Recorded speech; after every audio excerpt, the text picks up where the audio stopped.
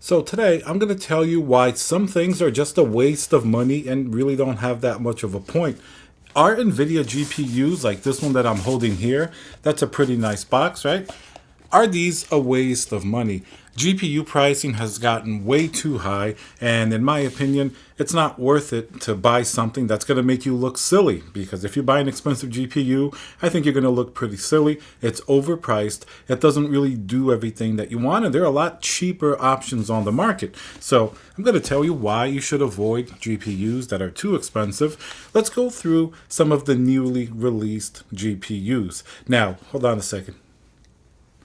All right, let's continue. Let's go through some newly released GPUs. Now, the NVIDIA, GeForce Super just came out last month. We got basically all of the new GPUs. And let's not talk about performance first. The first important thing, it definitely did shake up the market. Everything's going to go down in price, but this is causing a huge issue.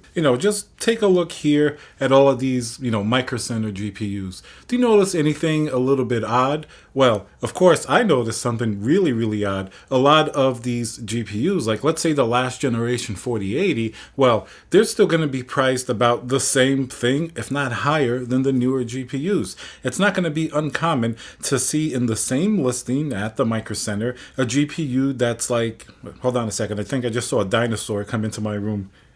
1 second. Or my recording room, whatever you want to call it. Okay. Anyway, and now let's hear a word from our sponsor, VIP-CDKdeals.com, a Windows 10 Pro CD key. Add to cart, you put in code CC20. This will also work on Windows 11. You want to go into your settings in Windows, change and adjust your CD key, click activate, and now let's go back to the video. What was I saying?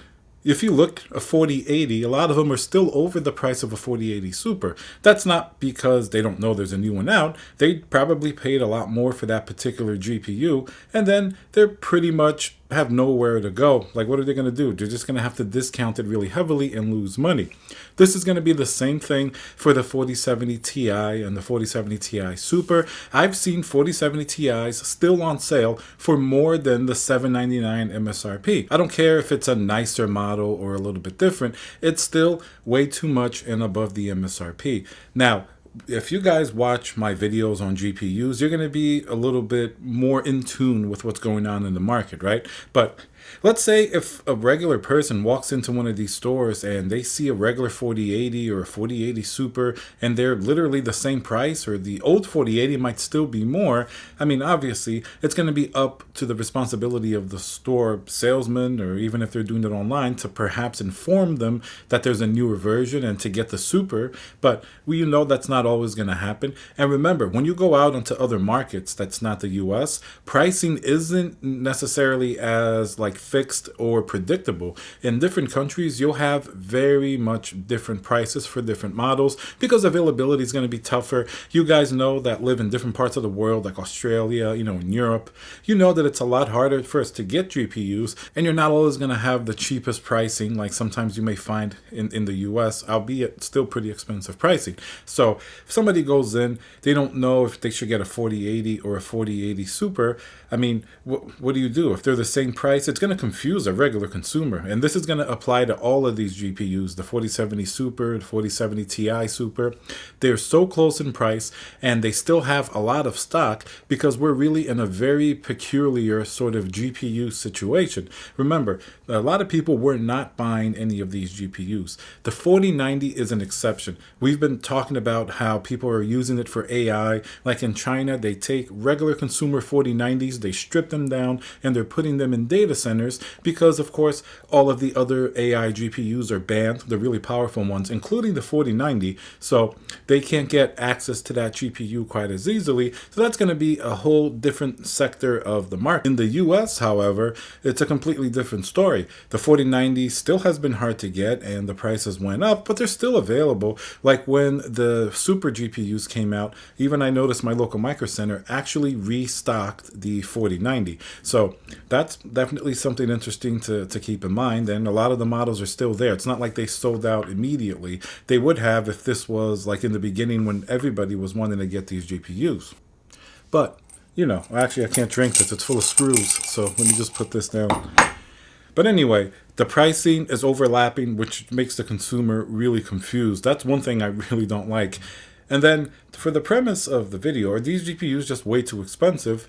Yes, because look at the pricing, overlapping. Of course, the Super went down in price, and that's a positive, but the other ones were way too expensive. And remember, most of the other GPUs in the lineup, including this guy here, this is a 4060 Ti, this one, people knew it was just way too expensive. I mean, this was, $399 for 8 gigabytes of VRAM.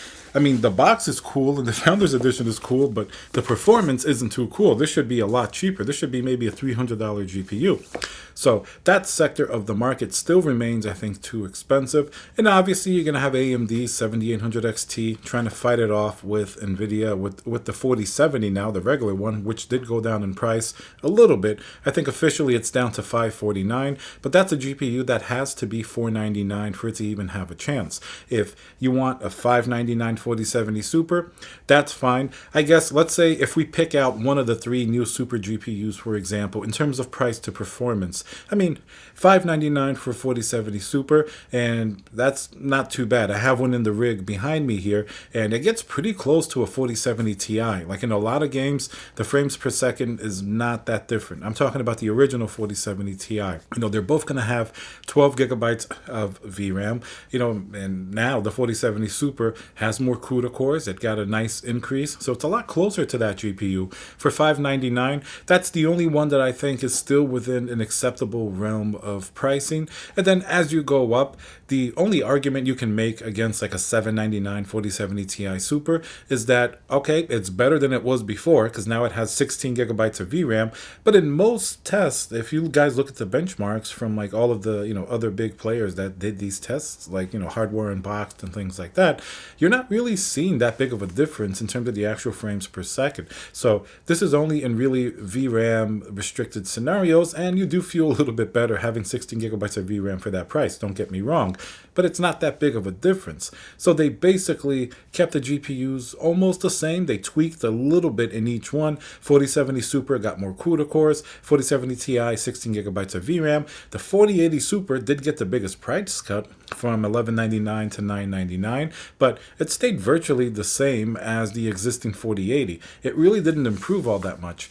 So these GPUs are still, I think, way too expensive. I think if each one of them went down by something like $100 or something like that, would make it more realistic because, they're still sitting on the shelves. The gamer market is a little bit cold right now. People aren't really buying these expensive GPUs, and even AMD is not really responding with much yet. They've had some lower end GPUs come out, and they've even hinted that they may get out of the high-end market altogether. So it's certainly really curious exactly what's going to go on the next year in terms of GPU releases.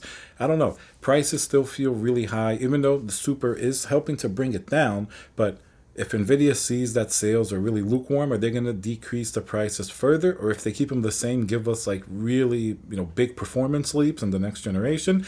That's definitely something we have to see. Let me know what you think down below. Remember to subscribe, and I'll see you guys on the next video. Ooh.